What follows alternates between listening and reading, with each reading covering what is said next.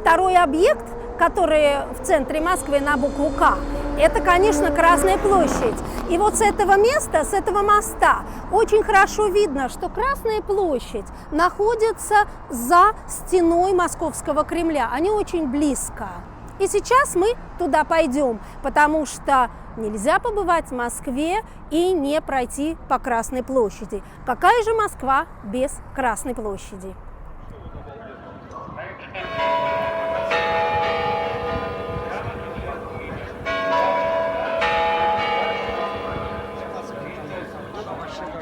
Чтобы пройти на Красную площадь, мы должны пройти через Иверские ворота. Вот за мной вы видите Иверские ворота, две башни, и перед ними вот это здание маленькое называется часовня, Иверская часовня. Почему Иверские? Потому что в этой часовне хранилась очень старая икона Иверской Божьей Матери. И она была настолько популярна в Москве, что ее просто называли Иверская. Интересна еще история этих ворот, потому что они здесь всегда стояли в Москве, но в 30-е годы их уничтожили по приказу Сталина, потому что, когда были парады на Красной площади, нужно было, чтобы здесь входили люди, демонстрация, и въезжала военная техника. А в 90-е годы по сохранившимся чертежам и рисункам, и фотографиям даже, их восстановили на этом же самом месте. И сейчас здесь находится еще одна достопримечательность, которую я вам сейчас покажу. Пошли за мной. Перед Иверской часовней вы видите такой круг, и туда встают люди и кидают за собой монетку. Ну, это такая примета московская. Иверская икона считалась иконой чудотворной, то есть которая творит чудеса. Поэтому люди бросают монетку и загадывают желание перед Иверской часовней. На самом деле это место – это нулевой километр.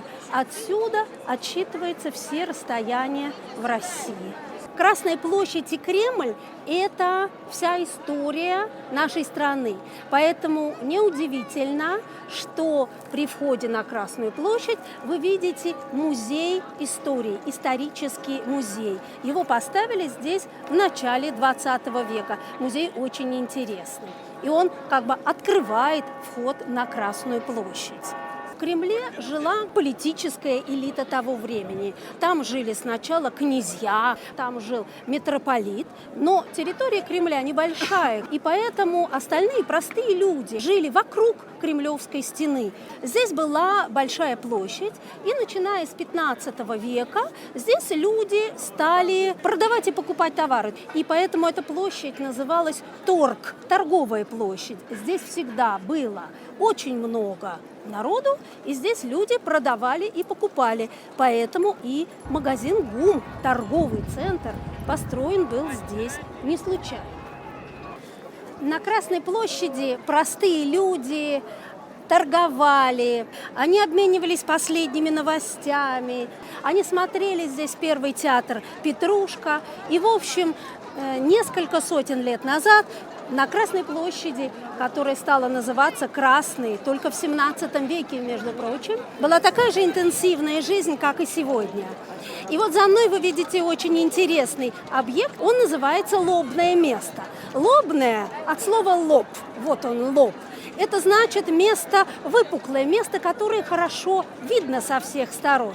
Многие москвичи ошибочно думают, что на этом месте совершались казни. Это неправда. На Красной площади действительно совершались казни, и даже такой русский царь, как Петр I, лично здесь, как говорит легенда, своими руками отрубал головы стрельцам. Но это было вот с этой стороны, на Васильевском спуске. Лобное место – это была трибуна, где представители царя читали царские приказы, указы. Здесь люди узнавали, с кем началась война, какой ход военных действий, с кем мы заключили мир, какая цена на пшеницу и так далее. Здесь иногда сам царь тоже обращался к народу, и здесь с народом общался даже митрополит. То есть лобное место – это была очень важная часть площади.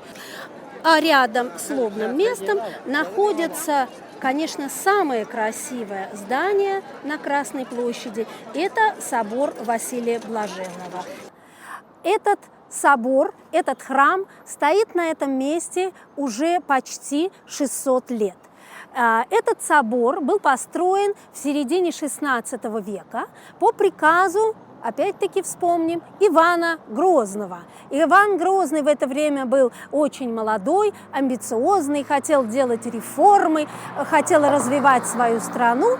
И первой победой военной, которую одержал Иван Грозный, это была победа над татарским ханством, над городом Казань. Это был сильный и очень укрепленный город на Волге.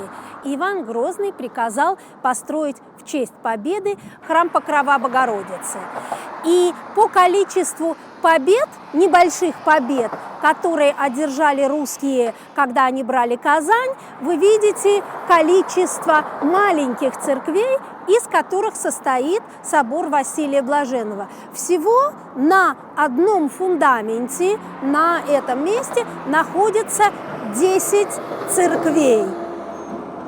Было закончено строительство собора в 1661 году. Опять-таки существует легенда, что собор был настолько прекрасный, настолько поразил Ивана Грозного, что он приказал ослепить, выколоть глаза архитекторам, строителям, которые этот собор сделали. Если Иван Грозный приказал построить собор Покрова Богоматери, то почему этот собор называется собором Василия Блаженного? Естественный вопрос. Потому что во время Ивана Грозного в Москве около этого собора жил один бедный нищий, человек странный, дурачок, по-русски мы его звали Блаженный, которого звали Василий. У этого человека не было даже одежды, и он жил просто около этого храма. Он мог прямо говорить правду и говорить то, что он думает о царе и о московской жизни всем, кому он захочет, в том числе даже Ивану Грозному. Его похоронили в маленькой часовне около этого собора. И слава этого нищего, несчастного, казалось бы, человека была такая великая, что именно он остался в истории. Вот здесь вы видите прекрасную башню Кремля, она называется Спасская. Ее легко найти, потому что на ней находятся кремлевские часы, кремлевские куранты, очень точные, по которым вся страна проверяет свое время. Вы видите арку, и над аркой вы видите икону Спасителя, Спаса. По имени иконы названа эта башня. Помещать икону над входом – это была традиция в те средневековые времена. На Красной площади интенсивная жизнь продолжалась и в 20 веке. Здесь было очень интенсивное движение. Здесь ездили лошади. Потом около ГУМа здесь ходил первый трамвай. Здесь ездили первые машины. Потому что это место действительно было центральным местом Москвы. Оно было очень важным местом Москвы. И поэтому не случайно, что именно на этом месте, около Кремлевской стены, после смерти лидера пролетарской революции, лидера Советской Республики Владимира Ильича Ленина, было решено установить его мавзолей, чтобы это был мавзолей для всех людей, которые могли прийти и посмотреть на тело вождя. И, кстати, вы можете и сегодня прийти и совершенно бесплатно посетить мавзолей, посмотреть на тело Ленина сегодня. Также за мавзолеем сделали такой советский некрополь. Вы можете посмотреть могилы тех людей, лидеров пролетарской революции и самых важных людей советского времени, которые похоронены в некрополе за мавзолеем Ленина. В советское время всегда около мавзолея стоял почетный караул. А вот такой человек, как сегодня, вот никогда в такое время не стоял. Это было невозможно, что на таком почетном месте стоит такой человек. После захоронения Ленина и в период сталинской эпохи здесь была трибуна на мавзолее, и все лидеры советского государства стояли на этой трибуне. Здесь стояли и Сталин, и Хрущев, и Маленков, и Жуков. Все известные люди стояли здесь, когда в Советском Союзе были два торжественных праздника. Это 1 мая и День революции 7 ноября. После победы над фашистской Германией здесь стал проходить парад 9 мая. Здесь проходили военные торжественные парады, и здесь проходили демонстрации трудящихся. До сих пор на этих трибунах стоят лидеры нашего государства и принимают парады, как раньше.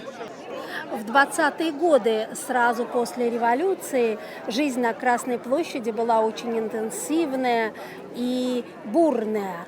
А потом постепенно, к 30-м годам, здесь убрали трамвай, здесь запретили ездить машинам. Площадь была пустынна, здесь не было людей.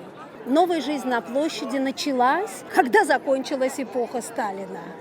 И здесь стали появляться люди, они стали здесь гулять, и это стало приятное место отдыха. Итак, вы видели основные объекты на Красной площади, и согласитесь, что это действительно одна из самых красивых площадей в мире. Это я говорю не потому, что Москва – это мой родной и любимый город, а это я действительно так думаю. И вы видите, что Красная площадь, как она была, полная людей и полная жизни много лет назад, и такой же она осталась и сегодня. И я надеюсь, такой она будет всегда.